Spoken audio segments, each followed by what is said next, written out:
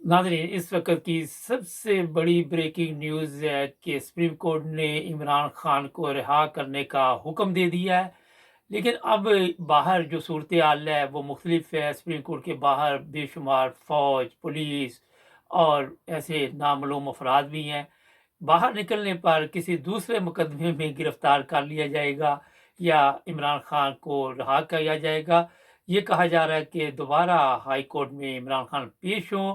अभी ये भी पता नहीं है कि मुकम्मल तौर पर इमरान खान घर जा सकेंगे, क्योंकि हुकूमत के इरादे ठीक नहीं है। मरियम औरंगज़ेब ने जजों को धमकी दी है और उस पर अभी तक कोई केस दर्ज नहीं हुआ। प्रेस कॉन्फ्रेंस में इमरान खान को गैर कानूनी तौर पर गिरफ्तार किया गया और इस पर अभी मुकम्मल फैसला नहीं जारी किया गया, लेकिन अदालत ने इमरान खान को रिहा करने का हुक्म दिया है। इमरान खान से जब पूछा गया, उसने कहा मुझे पता ही नहीं पाकिस्तान में क्या हो रहा है, मेरे से मोबाइल भी ले लिया गया, मेरे साथ क्या सलूक किया गया। ये इस वक्त की सबसे बड़ी खबर है।